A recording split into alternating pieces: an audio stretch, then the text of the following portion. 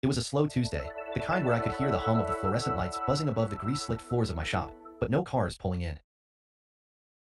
I just wiped my hands clean when the bell above the door jingled, and in walked a woman with a look of quiet urgency on her face. I could tell right away she wasn't your average customer. She was too put together, her heels clicking sharply against the concrete floor. She stepped up to the counter, hands folded in front of her like she was trying to hide something, maybe even herself. "Hey," I said, sliding off my stool. "How can I help you?" She gave me a small, half smile, like she wasn't sure she should be here, or maybe like she was a little nervous. "My car's making this strange noise. I'm not sure what it is, but it's kind of freaking me out. Could you take a look?" I nodded, wiping a smear of oil from my shirt. "Sure thing. Let's take a look under the hood." She followed me to her car, a sleek, midnight blue sedan that looked way too fancy for someone who drove it like it was a regular old commuter. She looked me over, and for a second, I caught a glimpse of something in her eyes. Maybe it was curiosity. Maybe it was something else. Either way, it made me pause, just a little. I popped the hood and immediately heard the sound she'd mentioned, an odd, rhythmic clicking that didn't belong. I leaned in, narrowing my eyes, tracing the noise until I found the culprit. A loose timing belt, fraying at the edges. Easy fix. Looks like it's a timing belt. Nothing too crazy, just needs a quick replacement, I said, turning to her. Shouldn't take more than an hour or so. You can wait here if you want. She nodded, but then hesitated. Actually, would you mind if I ran out for a coffee while you work? I don't really want to be in the way. I looked at her and chuckled. You're not in the way. But if you want to grab a coffee, I wouldn't mind some company when you're back. That threw her off for a second, like she wasn't expecting me to be friendly, I guess. But after a beat, she smiled. This time it was a little warmer. Okay, sure. I'll be back in 20. True to her word, she was back in 20, coffee in hand, looking a little more relaxed. She found a seat on the worn-out couch in the corner, and I got to work. As the engine clicked and hummed, I couldn't help but steal a few glances at her. Her name, she'd said, was Denise. And I could tell she wasn't the kind of woman who came around here often. When I finished, she was waiting, her coffee now long gone. I handed her the keys and made a half-joke about the coffee being on her next time. To my surprise, she laughed, and then, she did something even more surprising. She asked if I wanted to grab lunch.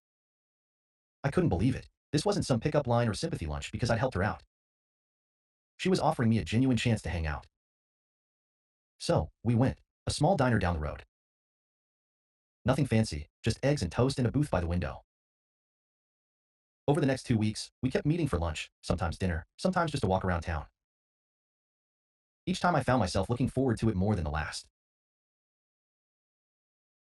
She wasn't like anyone I'd ever met, smart, funny, and full of stories about her life I couldn't quite place.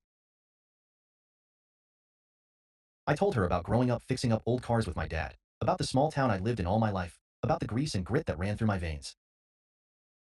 And then, one night, she told me something that made me freeze in my seat. "I think I'm falling for you," she said, her voice soft but steady, like it was the most natural thing in the world. I swallowed hard. I'd been feeling the same way, but I wasn't sure how to say it. I think, I think I feel the same. It felt right. It was right. For the next few weeks, things moved fast. Dates, laughter, the kind of chemistry you only read about in books.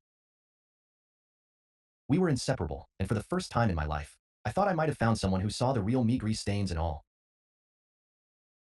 But it wasn't until one night, 2 months in, that I found out the thing that would change everything. We were at my shop, the door wide open, the air filled with the scent of motor oil and old tires. Denise had dropped by to drop off some paperwork for her job. She was sitting on a stool, chatting with me as I tinkered under the hood of a truck. And that's when it hit me. The voice in my head, the one that usually stayed quiet, suddenly screamed, "That's her car." The car she brought in on that first day, the one I'd fixed. I stopped, wiped my hands on my rag, and turned to her. "Denise." She looked at me, her eyes wide with a mix of confusion and something else, guilt, maybe? "You didn't come in that day because of a broken car, did you?" I asked, my voice low, just above a whisper. She froze, her face turned pale. "Bart." And that's when it clicked, she wasn't just some random woman. Denise wasn't a stranger at all. She had known about me long before she'd ever set foot in my shop. She wasn't a client. She was the daughter of the guy who owned the building I worked in. It took her a moment to find her words, but when she did, it was as though she had just thrown the weight of 100 secrets into the air. I was sent here. I wasn't supposed to get close to you. My father. He doesn't want me involved with you. It was supposed to be just a job, Bart. To see what kind of guy you were. I felt the world tilt under my feet, my stomach dropping to the floor. This wasn't a love story. This wasn't fate. It was a setup. But then, something strange happened. Instead of feeling angry, I felt a quiet understanding. You've been honest with me, I said slowly, walking toward her, and you've made a choice. And that choice means more than anything else.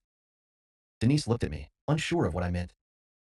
I don't care who your father is, I said with a grin, because I know who you are. And that's enough for me. She blinked at me, a tear escaping her eye. Then, she smiled a smile that said more than any words could. That's when I knew. It wasn't about who sent her. It wasn't about the circumstances. It was about what was real. And what was real was us. The rest? It wasn't a choice, it was fate.